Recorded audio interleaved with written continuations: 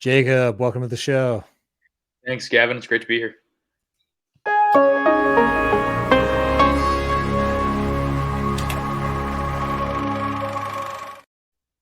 So today we're talking about your short film, Ticket Like a Man, which is an interesting one for me as a viewer because I would not have suspected the Jacob that I first met to have directed this, because when I met you originally through serendipity was at a horror company in Los Angeles where I was pitching you horror films, and you were running projects for them. So Ticket Like a Man is about the furthest you could be from horror shorts. So It's true. the diverse range in your abilities. And our mutual connection is Ryan Powers, who's the writer and actor in this film. But for our audience out there that hasn't seen the film yet, tell me in your own words what Ticket Like a Man is about and how this project came to be. Absolutely. I think at its core, it's really just about a insecure parking officer who's just terrible at his job. And I think when it got pitched to me by Ryan, it was kind of ironic in that sense because I feel like we have such a disdain for parking enforcement officers, especially living here in LA. To meet somebody who's just like not only almost ashamed of their job, but like also just ashamed of themselves as a person. It kind of puts things in perspective in terms of when we have feelings toward people that we might not like for the job that they have, that they've got their own stuff going on. So yeah, the story just follows this insecure parking officer as he's kind of uprooted from that lack of confidence through worker and learns to find it himself to be a better person, a better parking enforcement officer. I've Um, I've never yeah, had that. I've never had that encounter where somebody is just finished ticketing me or in the middle of ticketing me. I just right. always get it later, and I don't. But you do fantasize about what would I tell that person? How would I try to get out of this ticket? And this movie's a pretty good example of just how harsh some people can be to somebody just trying to do their damn job. Absolutely. And I think that, there's a little bit of hyperbole in it, but I think that's the fun of it all because it's exactly what you just said, which is like these are, the most outrageous examples of it. But what would we do? What would we say? We can kind of live through these characters, and I think it's part of the fun of the story. Um, my connection to Ryan, so Jason Stamey, Ryan's husband, is a very Hmm. close friend of mine who met long ago when I was at Marvel Studios, and he was kind of coming into the Marvel world, and we just became fast friends. And then obviously through Jason, I met Ryan, and Ryan had been about writing various things, and he had pitched me this short idea. I believe it might have been 2015, 2016, and I got together with him and this girl who was producing along with him, Lauren Bear, who's also incredibly hilarious and is in the film. Um, and we just talked about the story and different ideas and what they wanted out of it because it was kind of Ryan's baby in a lot of Yeah. ways. I didn't want to come in, these are my ideas and I'm bullish. It was more just listening to what they were excited about and what Ryan was like wanting to get across in the story, both with the comedy and with obviously the character itself.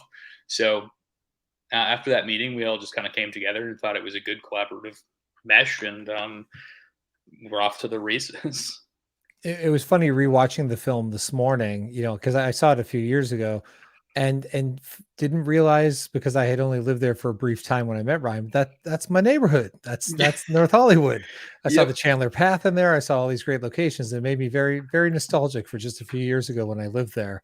A lot of independent films, short films, they're shot all over the world. Lots of people working outside the pockets of Hollywood. When you're shooting in LA, is there a difference in securing locations or any red tape with doing a film, or is it still the same independent spirit of just go do it and don't get caught?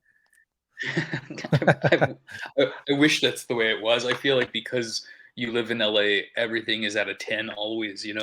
There's no free locations, or there's very few free locations. There's no not going to get caught if we try to like run, and maybe if you're lucky you can grab an exterior somewhere. Yeah. But I feel like everyone's always on the look to like how can we capitalize on like this little plot of land, $200 an hour, yeah, come shoot here.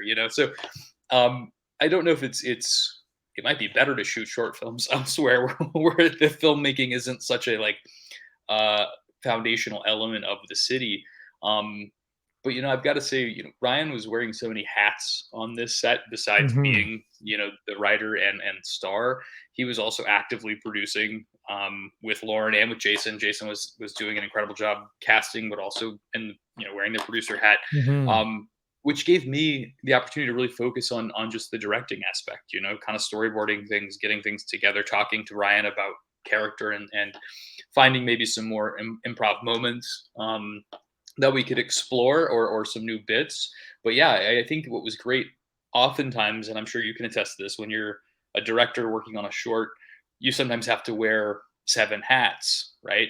And it can take away the ability to focus on one singular thing. And I think what was so great about this particular short was it was like everybody else was wearing 10 different hats and I kind of just got to be the director. And I think it's a testament to Ryan and Jason and Lauren for sure on what they were able to turn around. I've only been director for hire on a couple shorts, and it's glorious not having that, like, because when you wrap directing, of course you still have things to do before the next day of shooting.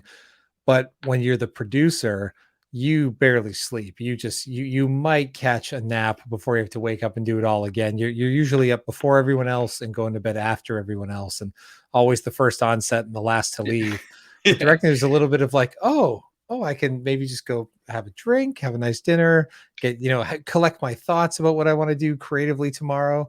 But as a absolutely. producer, it rarely works that way. Let's talk a bit about Arden, the actress in the film. How did you go about casting her? Because she's really wonderful in this, and I definitely know her from other television projects too. I've seen her comedy elsewhere. Yeah, she's man, she's hilarious. And she's one of those comedians who's not, I don't say they're on, but she's able to have like a real conversation with you. Not Yeah, everything is a joke, joke, joke, joke, joke. And she just has a warmth about her that on set, everybody just felt it wasn't like everybody was on their toes or like worried they were going to say the wrong thing. She was very inviting to the rest of the crew, and her and Ryan just had this incredible chemistry. And it wasn't even anything like said to them. It was just like between the two of them, they were able to manifest this incredible connection. And I think it's a testament to both of them as actors, but both as people as well, right? yeah. Because you can't force somebody to be a nice person. No, like no. so so I think that the reason a lot of the movie works is their relationship together, which was on and off screen in terms of their personability. And Arden, she just has this, like, we would do takes, and every single take she would do something different, which would then give Ryan something different to do. And I, you know, comedy directing is tough because it's all just timing. And when you have an actor like Arden who gets it, it's like, okay, makes my job 10 times easier. And like I said, with what she gave to Ryan, Ryan was then to give something back, and it became this kind of ping pong of comedy, of Ryan's endearingness as a character and Arden's kind of confidence as a character. It was a really nice yin and yang. How and that scripts there, script solid. When you're doing comedy and you have two performers like this, how much is there room for improv on set, and does some of that improv make it into the film at the end of the day? Yeah, there was a lot of one-liners that in a lot of small moments where it was a reaction to something. I think that's one of the funniest things about improv is not necessarily the line, but the reaction that the other actor gives because they weren't expecting the line. Yeah, So there was some of that, and also there was just some exploratory play when we were doing.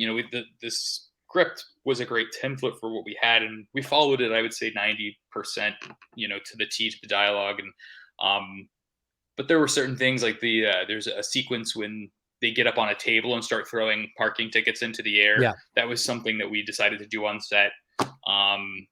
The the like comedy of getting out of a ticket, just how we were able to um, the actual setup of how that for not foreplay role play went.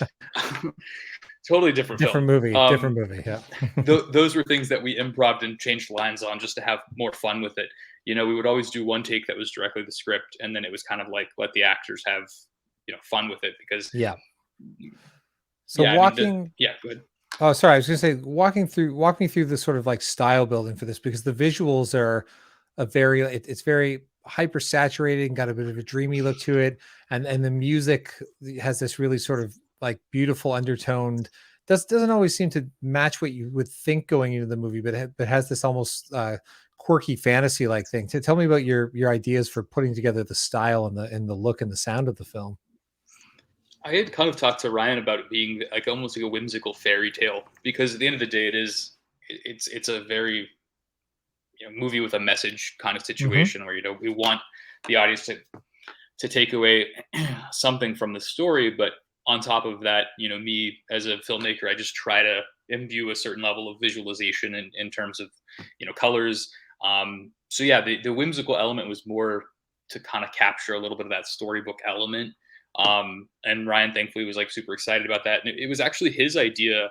And I just fell in love with it, to use almost this like 90s, like, as good as it gets kind of score. Mm, yeah. A little bit of that, the Pee-wee's Big Adventure, but there's something about 90s comedies that have this specific like tonality in the score. And when Ryan was playing me different kinds of clips of these movies, I was like, this is whimsical, and it takes it away from being brazen, or it takes it away from being kind of crass, because some of the jokes might come across a little crass. Yeah. It grounds it in a way that feels just very inviting, and that was kind of the I goal. had that. Now I have Danny Elfman's The Breakfast Machine stuck in my head since you referenced Pee-wee's Big Adventure. Oh Yeah. yeah, oh one yeah, of, one of the one of the great. It's hard to think that that was his very first film score because it's just so incredible. Uh, yeah. but there must be something Agreed. to that switching from something into and then just letting your brain go wild without any restrictions or ideas of what something should be. So tell me about. We live in this interesting age as filmmakers where a streaming platform like Reveal comes along, and you sort of feel like your short film has had its run. It did some festivals.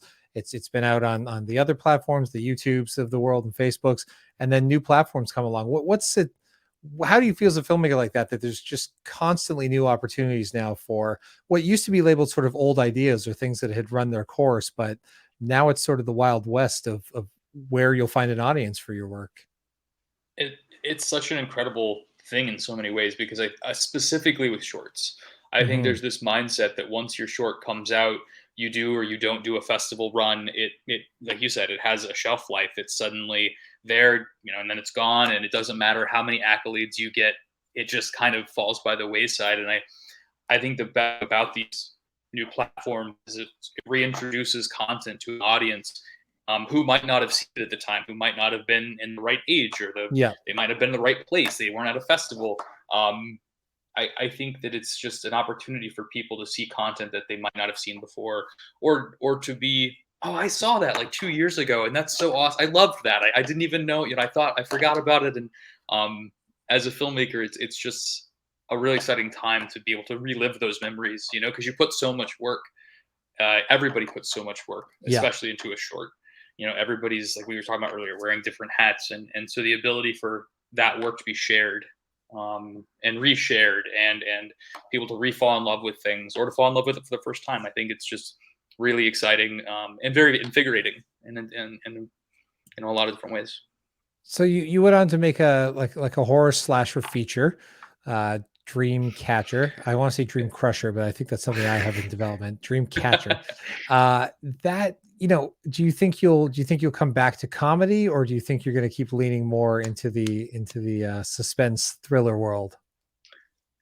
God willing, I'll do both. But I think it's one of those. I really loved, doing the comedy, because it was a big learning curve for me. My background was in, comic book movies, and then it was Yeah. horror, and then it's, comedy is such a tough nut to crack. And interestingly, when we did this, the script was actually different. The events of the way the short actually are now was not how it was originally scripted. Hmm. All of the beats were in there, but they were in different places, and we really didn't figure out the full story until we were in post. Right? I mean, it worked on paper perfectly, and it was Yeah. funny, and it was great.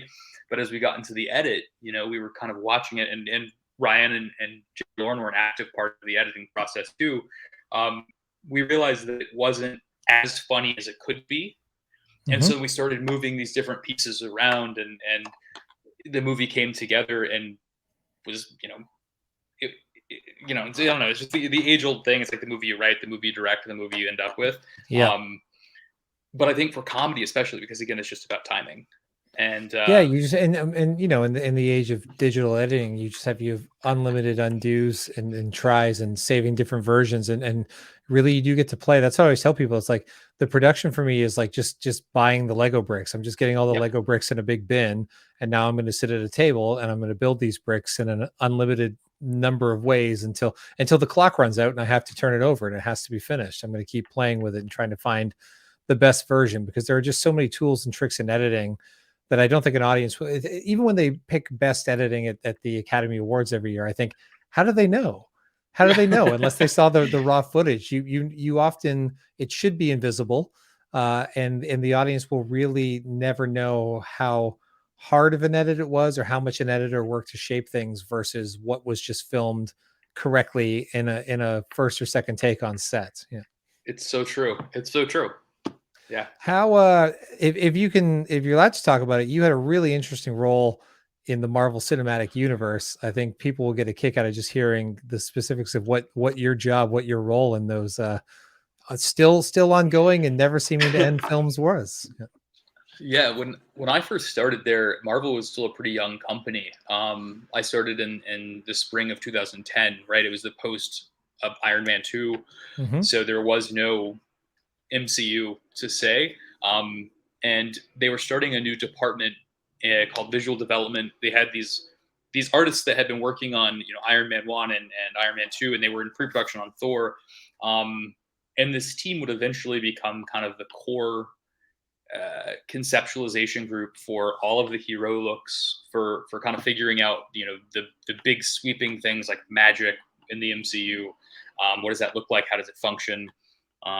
Doing all the Iron Man suits and the weaponry and heroes and villains, and also kind of cracking these big action set pieces, like pitching ideas in terms of like, well, what about this or what about this, and trying to pull iconography from the comics. Mhm. Um, because there is a level of fan service people want from these movies, and yeah, so I was brought in originally as an assistant, and then kind of moved up from coordinator, and um, kind of left when I was had gotten to producer. But I was really just part of this team that was, I have no art talent at all, but it was a very incredible way for me to just learn that honestly, the foundational element of art is like such a slam dunk in these kinds of movies. Well, any Mhm. movie, really. I mean, like if I were to show you a script, you might be like, okay, cool, like words.